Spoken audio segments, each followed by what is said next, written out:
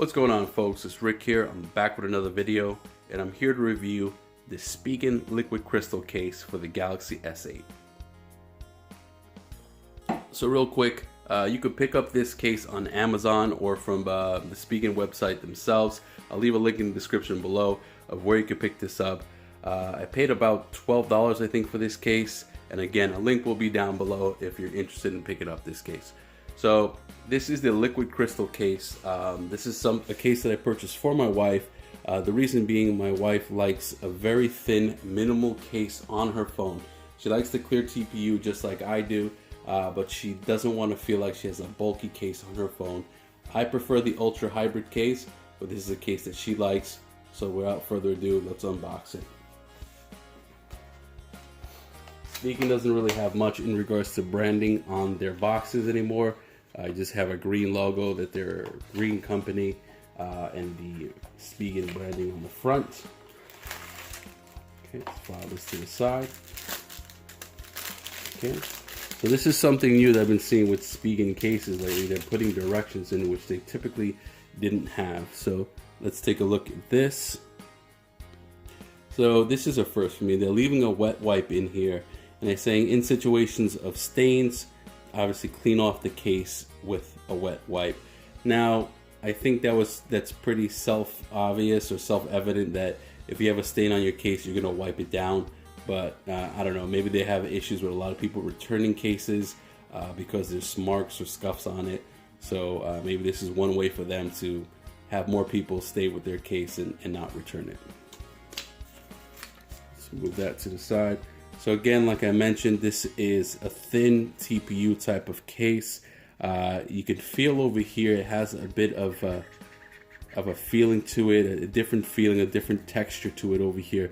I think this is more for gripability for the phone, because I know the phone is a very slippery phone, so it grips well in the case. Real quick, let's go through a hardware tour. Again, on the liquid crystal cases as well as the ultra hybrid cases, you have this air cushion technology. It's basically 4 air bubbles in all 4 corners of the actual case.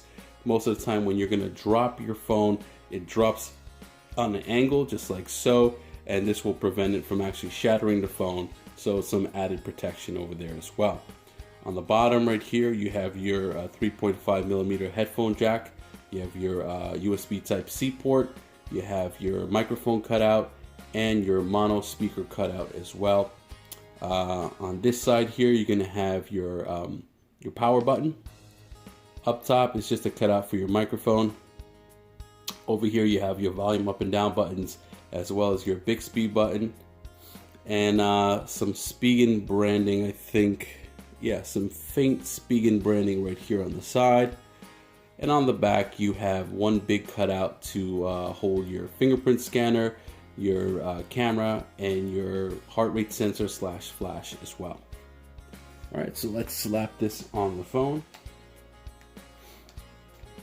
So like I said, my wife likes a thinner type of case on it. It was a lot easier to go on than the ultra hybrid case. I do think that the ultra hybrid case feels a little bit more substantial, but not too bulky, where I feel like it would be protected a little bit more. But then again, it does have all 4 corners protected over here. It does have a little bit of a raised lip, so that's going to protect the screen and protect the edge over there from shattering. But I do definitely recommend a tempered glass screen protector for these phones as well. That review will be coming to the channel soon. But yeah, that was my initial unboxing and first impressions of the Spigen liquid crystal case. If you have any comments or any questions, please leave it in the comments section below. Please subscribe to the channel. We have a lot more stuff coming. Oh, and one last thing. A lot of people asking questions about yellowing. What I noticed with Spigen cases, not too much of yellowing, but I do notice some darkening around the edges over here. Maybe that's from being placed in your pocket and coming in and out of jeans pockets with a lot of dyes to it and things of that nature.